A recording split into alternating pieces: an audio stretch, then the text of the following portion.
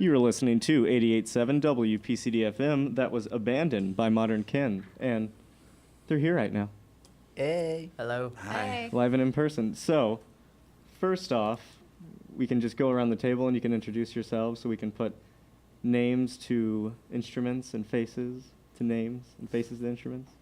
I'm Jeremiah. I play the drums. I'm Chris. I play bass. I'm Drew, and I sing and play guitar. Well, if you did not know, my name is Dennis. I will be co-hosting along with here Mr. Gruber, and I will be here with him, and we will be tag teaming on Modern Kin. How you guys doing today? Good. Doing It's great to be great. here. That's cool. So I heard this is your first tour out in the Midwest. So how's it going so far, being this far out? over Well, it's our here? first time, so Mhm. we're like, everybody's new, you know. Yeah. All the shows, we're meeting new people and new bands and everything like that. It's different, you know. You spend time in your hometown building up your audience, and that people get to know your music, and then it's a totally different experience bringing it to new people. But we've been having a blast playing together, and being on a longer tour like this, getting off the West Coast allows us to play more shows in a row, and the more shows we play in a row, it just helps all the chemistry, and that's like playing live is a huge part of what makes it music fun for us. So Yeah. the more kind of chemistry builds, the better. So how does our area differ from what you're accustomed to? Are there any differences in the Midwest to how the shows go or anything like that? Well, I mean, the biggest thing is we're starting over, you know, like it's a breaking in, like being in new venues and trying to invite people out to shows and meet new people and all that kind of stuff. So, I mean, we just drove in today to Illinois, so yeah, I can't speak for that. But I gotta say, people have been very welcoming. Like just whatever I mean, I feel like the people overall who've been hearing the music have just been super cool, and we crashed with one of the other bands that someone we just met that night a couple nights ago, and that's not so uncommon, but it definitely, like, we kind of get the stereotype of the Midwest out west. Yeah. And so far the kind of warm, cool, openness of people seems to be holding true. So, Nice. But we're really excited to be here. Yeah. We're a little different from what like big towns are, like Chicago, St. Louis, you know, Midwest. Champaign is a small town, and it's beautiful. I love it. I'm from Chicago, and I grew up in Chicago, and I moved out here to Champaign, and I fell in love with the town because it's small, and the downtown urban area, it's so precious. You guys are going to enjoy it, especially with Pygmalion. It's going to be in downtown areas. You guys are going to enjoy it. They have a weird name for it. They call it micro-urban. So it's kind of like a small-sized town, but it has a lot of the amenities of a more Bigger city, Yeah. which is interesting. That's funny. That's like the opposite of Portland. We feel like it's big like a city, Yeah. but it actually behaves more like a town. So Nice. it's like a huge metropolitan area. So maybe Yeah. maybe we meet in the middle somewhere. Yeah, I've always really wanted to check Portland out. Yeah, there's a lot of transplants from the Midwest in Portland, and I think it continues to give it that just kind of relaxed feel. It's cool. So since you're new to our neck of the woods, can you give us a kind of a brief overlay of who Modern Kin is for those out there listening? Like what our music is like? Or, Yeah.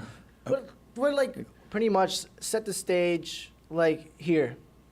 You guys used to be known as Drew and the Pastor Wives. I did some research and I found out you guys used to be known back in the old days. And now you guys have converted to Modern Kin. Who is Modern Kin? Tell me what's Modern Kin, what music, who is the face, what is the ideal of this band? Okay. I feel like it's interesting. Like I've been in a bunch of bands over the years, and we've played music together. The three of us have played music together in different forms for a bunch of years. So a lot of it comes out of the chemistry of who we are playing together. There's not. I wouldn't say that there's like a direct like an idea that we're this or we're that, like we're a punk rock band or we're a folk band or something like that. I think that the way that we want to make music is instead of just sort of like taking things in and spitting them right back out. Like I find that like I have a really hard time doing that as a songwriter. But like I just take the stuff in and take it in, take it in, take it in, and then after a while it just starts coming out in the songs. So our record, I think, kind of, you know, some of the influences that are in there definitely are like we love Nick Cave and we love Tom Waits and like I've been listening to a lot of like soul, a lot of soul in the last, you know, Sam Cooke and Aretha Franklin and stuff like that over the last years, and then more recently we kind of like have dabbled into like post-punk and started dating a girl who's a drummer in that kind of band, more just angular rock band, and kind of listening more along those lines. And I feel like, you know, and that's just me, and that doesn't necessarily exactly follow for them, but I think there's just like a lot. We want to make a lot of space in the recordings. I think the openness of the instruments is like really important. The strength, like I want to lead as a singer in a strong way, with who I am, and you know, as a person and as a man, and those things, and then their vocals are a huge part of it. That are kind of the energy coming out of that alongside, and Chris plays upright bass and electric bass both with lots of pedals and like all that kind of noise, and Jared plays drums, and he's got a drum pad and the synth pad, and and they both play keyboards with organ sounds, and like it's a three-piece, but it's got a lot of variety going on. With all that variety and differentiation, I was going to ask, like, take us through the songwriting process. Like, how do you sit down and decide to like layer and like what gets the upright bass and the electric bass and making those small like aesthetic? Yeah, I think, I mean, that's, you know, I say a lot, the devil's in the details, but I pretty much bring songs in finished. I do better. I write better songs, not so much out of like the jamming process, but out of like going home and like just being like quiet for a few days and just kind of like sit with where I'm at. I feel like the songs come out of my personal growth a lot and observations, and I've got to kind of quiet down a lot to get to that point. But when I bring them in, you know, they're like 60-70% done or something, and then it's we've done it before, like demoing them in my home studio, where we kind of like use that as a sketch pad and try pulling things in and out and record with electric bass, record with an upright bass, see which one sounds better. These days, I think we're just a little more shooting from the hip, and I just depend on them, you know, to make those decisions. Like Chris is like, should I try this bass? Should I try that bass? I don't know, give it a shot. And then, you know, maybe this one could go kind of that direction. And more than anything, I think that in the end, the final processes are just kind of like, does it get us off or not? And just really being willing to be honest with the fact that this is when something isn't working. And that's kind of the last part, is just like stick with it until I feel like, man, this is something this has muscle. I can't wait to bring this out, you know? And I saw you worked with a string quartet on Sooner or Later. How did that come about to decide to add that to that track, and what was that like? Yeah, I mean, that's a funny story, kind of. Like, it's not that funny. I guess it's funny, strange. I don't know. We tried recording that song 3 or 4 different times, 4 different ways, totally different arrangements, totally different ideas. I think I sang into my bass pickups for one version. It was so different than this version. Really different. And it just wasn't working. And we got to the recording process. It just seemed like it needed to just be really, really simple. And so that's kind of the direction it took. And we kind of went like, you know, sort of like in the vein of Nico, that song These Days. Just like those kind of real 70s uncompressed strings. We recorded them in our basement. I just wrote the string arrangement, and we hired out some folks that were referred to us and brought them in, and they did a great job. Nice. Yeah. I personally, when I saw her playing on the stand-up bass, it was so different. I don't see much bands like in the mainstream, you know, stage play with stand-up bass. And Chris, you played it, and you played it so swell. And I just saw in the video, That was amazing because I don't really say that much. Thanks. I really don't. It's really, you know what? I'm a hip hop head, but when I see bands play, it's like, it's astonishing how like you have to be on the same time, on the same pattern, on the same wavelength, and it's really difficult. And seeing her play on the bass, standing up bass, and then I have Jeremiah on the drums, and like also at the same time over here playing with the keyboards. I mean, it's pretty cool. I mean, you guys do a pretty good job. Now, is that ever a problem when you guys lose like on live stage focus, or is there? How do you guys stay focused and make sure you guys are all on the same page? You know what I mean? It helps if the gear isn't broken, which has happened in a show before where the gear was not broken. But I mean, I think that we've been playing together for a while now, and there's these really just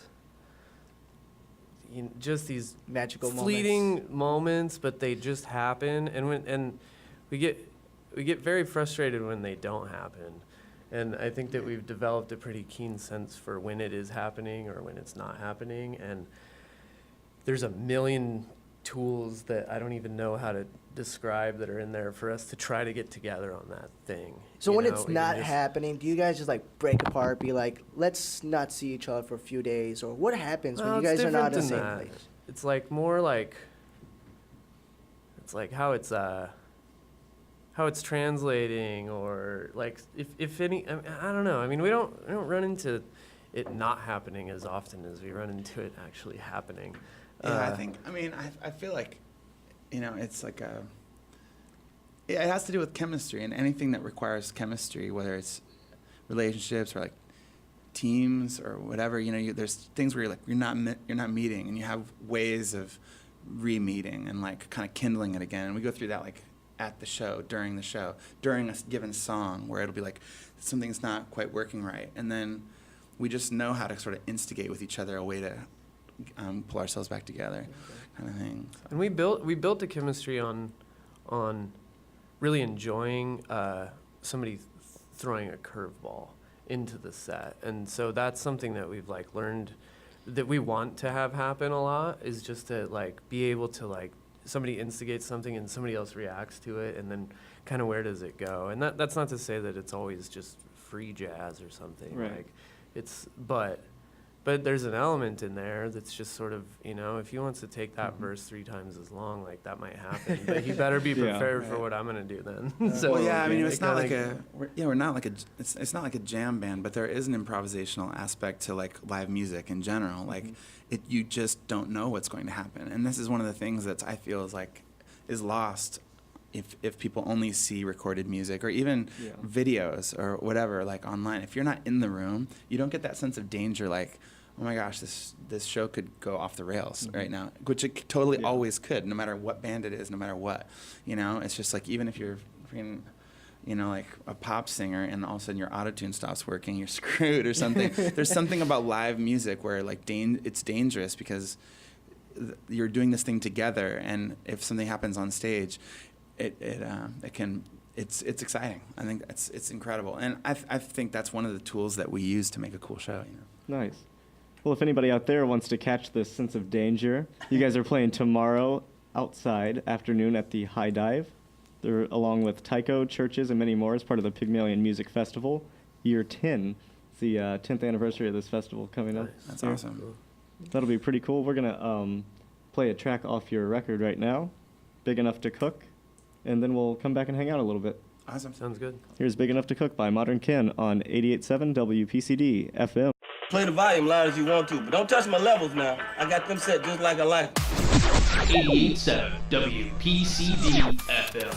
You've just heard Modern Ken with Big Enough to Cook on 88.7 WPCD FM, and they're still here. Here we are. Hey. Yep.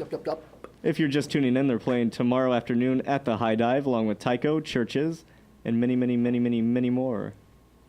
So if you're bored, please get off that couch and come watch. Or this even if band. you're not bored. If you have an obligation, just just ditch work. Just ditch work. Ditch your Work. obligation. I mean, Yeah. We're gonna I'm take you guys thinking- on tour with us. I'm thinking of just ditching work and just come along. You can I just like be it. the hype man. That's right. I need that.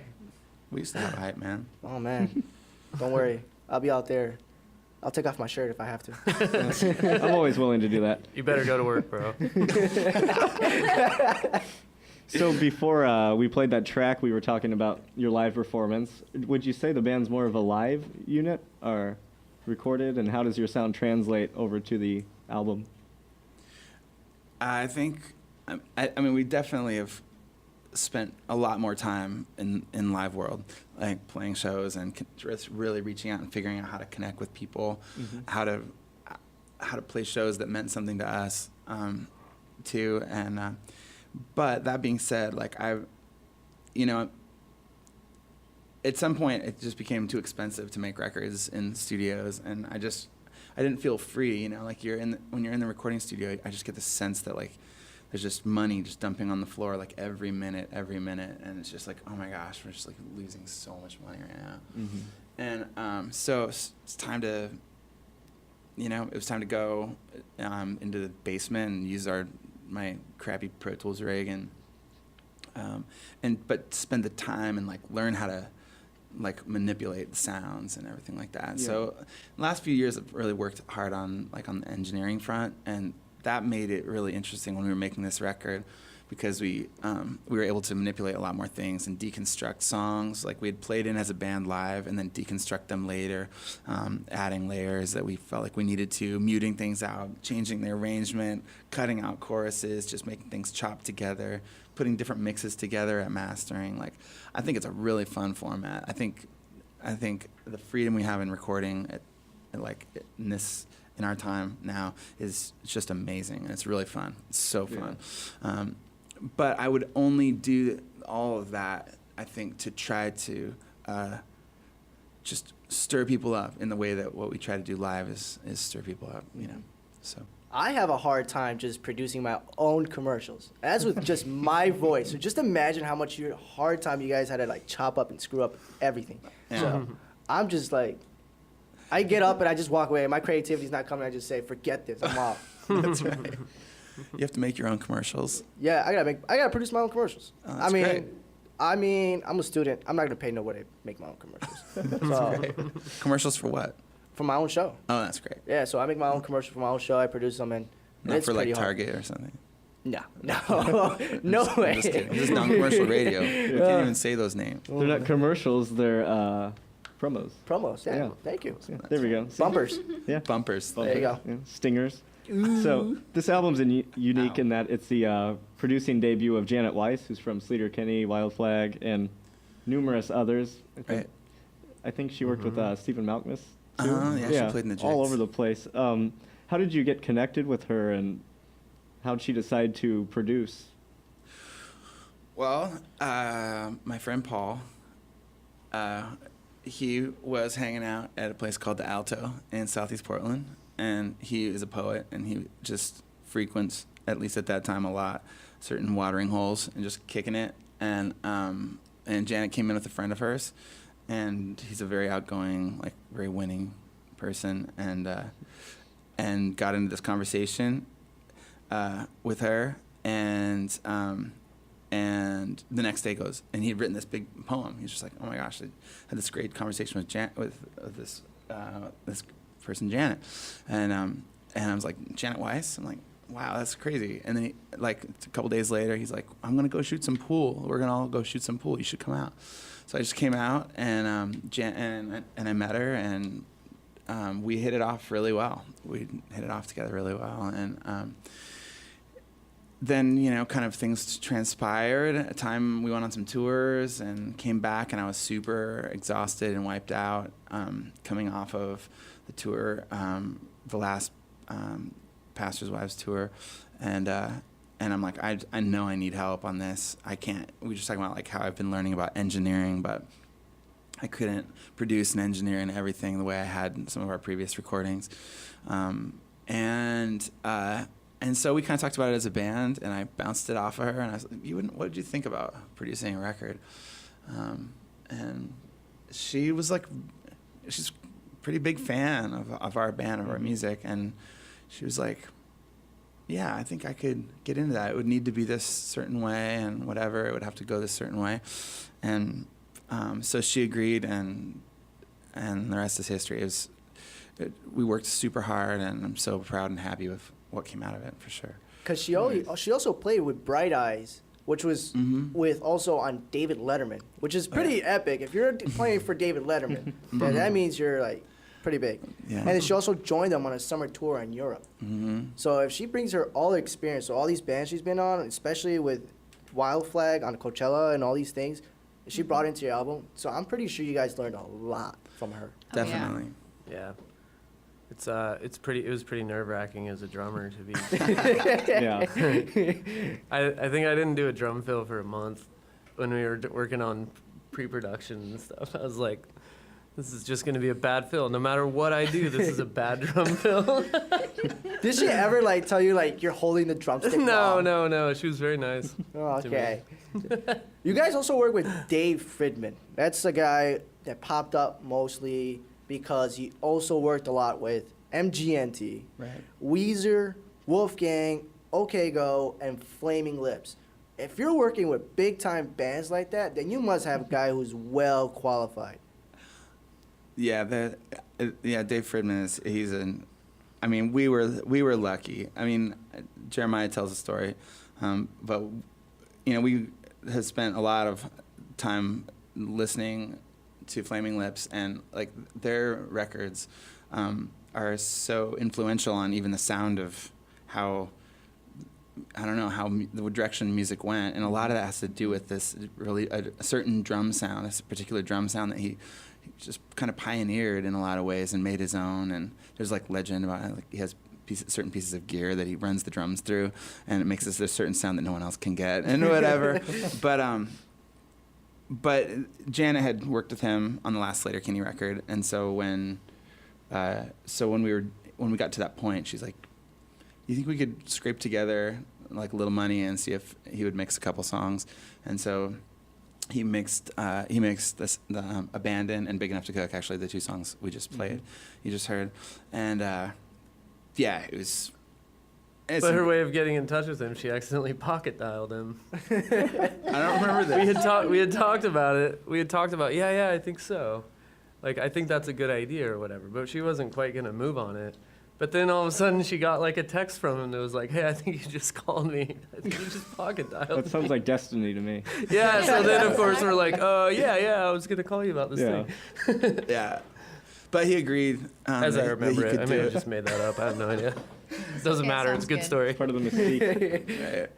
But no, if he played on, he produced for early albums of all these bands, that must mean it's a good sign for you guys because, hey, it could be the touch, man. You guys could all of a sudden, see you.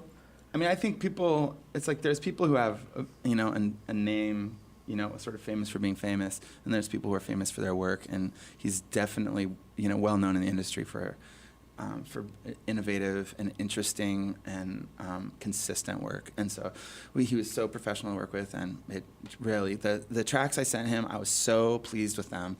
There's these rough mixes that I put up, and we sent him over, and when he sent back the final mixes, I was like, it felt like it was just like coming from another whole planet, and it took me like 5-6 listens to even go like, oh, that's what he's doing. Oh, that's what he's doing, because the song just had gelled, and and that's what it's getting pretty.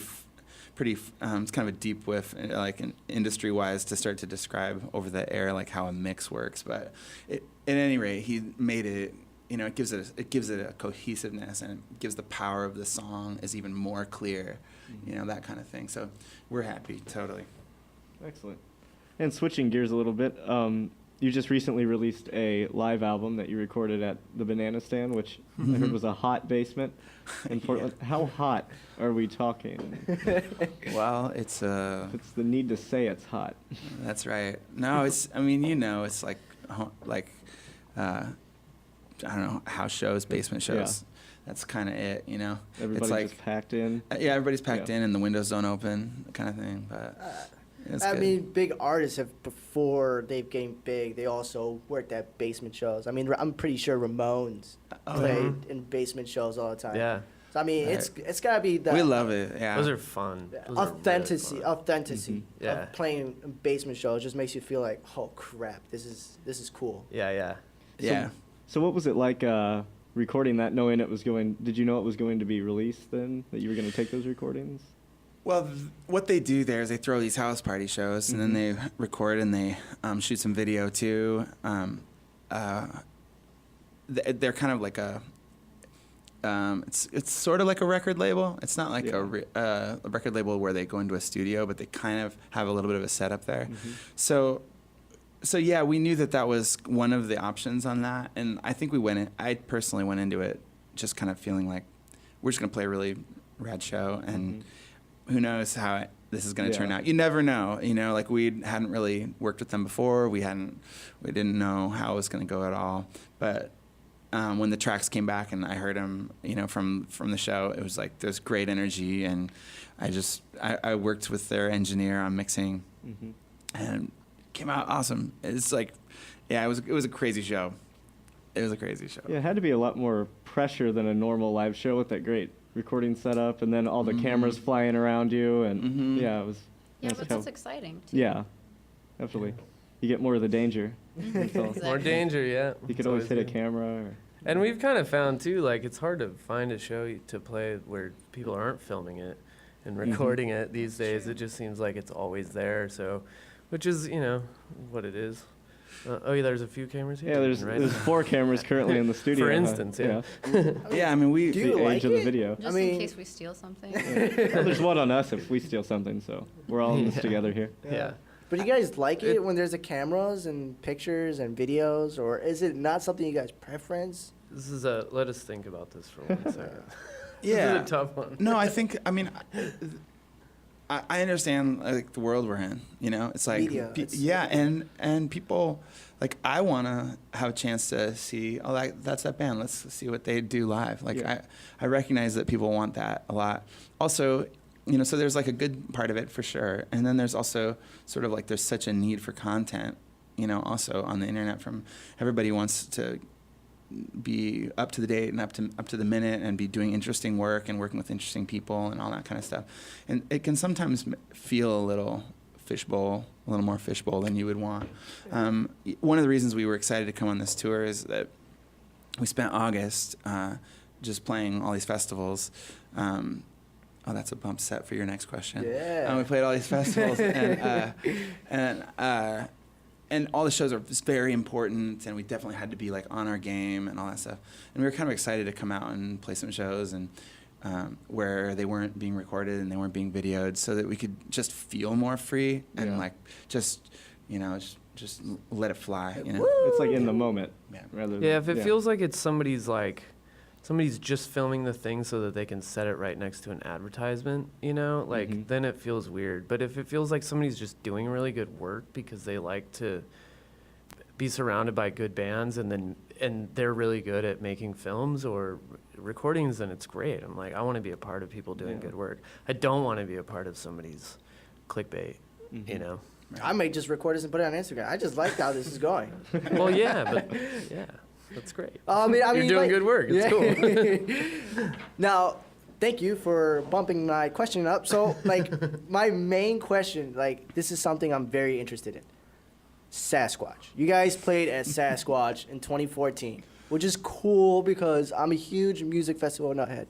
I went to other ones like Lala, Ultra, et cetera, and Sasquatch is the one I'm foretold the future is in my future. So, how was it? I mean, talking about cameras, videos, everything, lights, camera, action, Sasquatch is like the northwest of Coachella. Right. So explain to the listeners, how was it for playing at a big stage, or like the Yeti stage you played at? Right. We're a brand new band. We had just released our record when, like a couple months before they talked to us about coming to play the festival. So we were very lowest rung possible, but we felt like it was a huge compliment, like for a band as young as ours to be invited to play this festival, because it is such a major event. It's a huge event. I don't care what time you are playing. If you're playing at Sasquatch or a major music festival, you pretty much are doing something great in this industry. So I think it's. Oh, thanks. shucks. I like that. No, we did. I mean, we wanted to go into it. We sort of set. We're very excited to play it. beautiful out there. It's just like so gorgeous. It's at the Columbia River Gorge. Yeah, I mean, No like, pun intended. No pun intended. Right. So But it's gorge. really beautiful. It's just really beautiful there. And like the stage that we were playing on, you can look out and you can just see this Huge canyon and the you know, river It's and- really amazing. So that alone, you know, I'd been out there a couple times before for other events, you know, and so it was really fun to just play there at all, just to be able to see it. And we sort of like also kept in mind, you know, like we're on one of the side kind of stages, like we tried to like measure our expectations a little bit, and it ended up being really great. I think we set our expectations pretty low, and it ended up, you know, coming in, you know, pretty good for us. So. And it was a blast because it's like was a we're blast. playing an event with Outcasts. Like we're just like later in the day we go over to the main stage and it's, you know, some great bands. Yeah.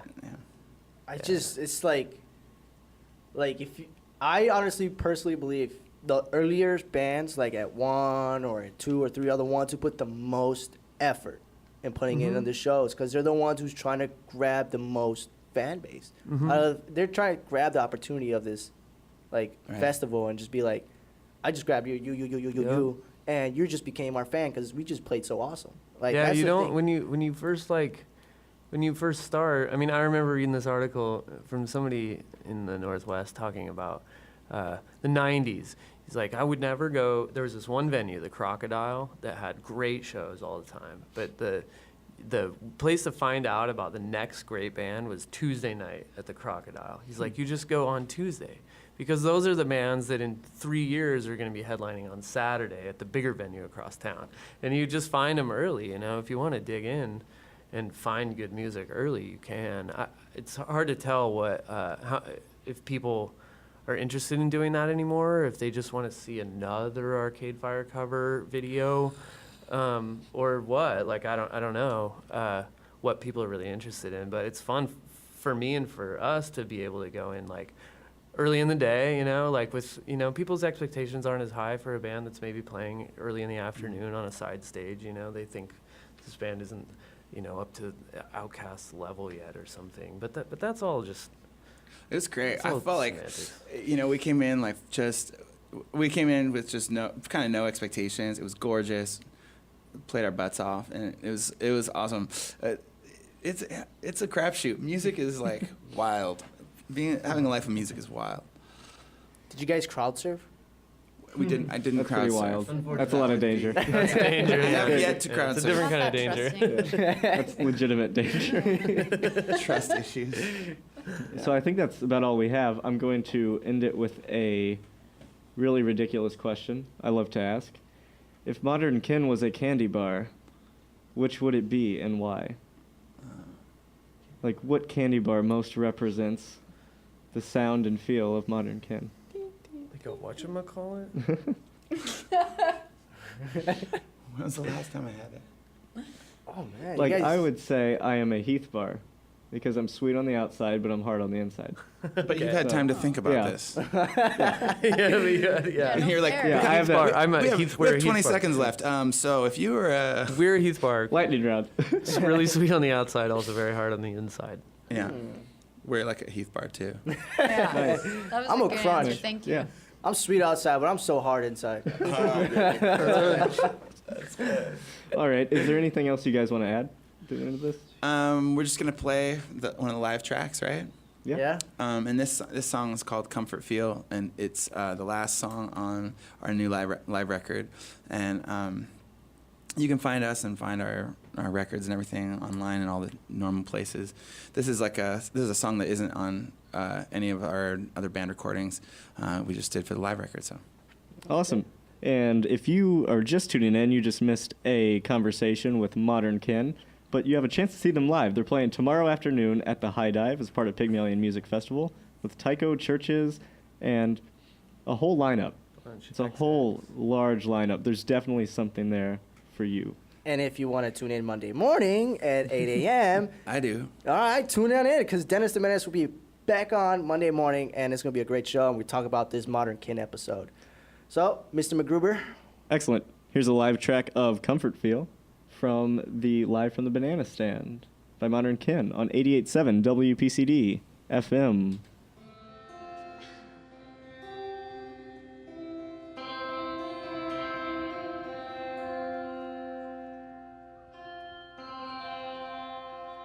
Down to Juneau,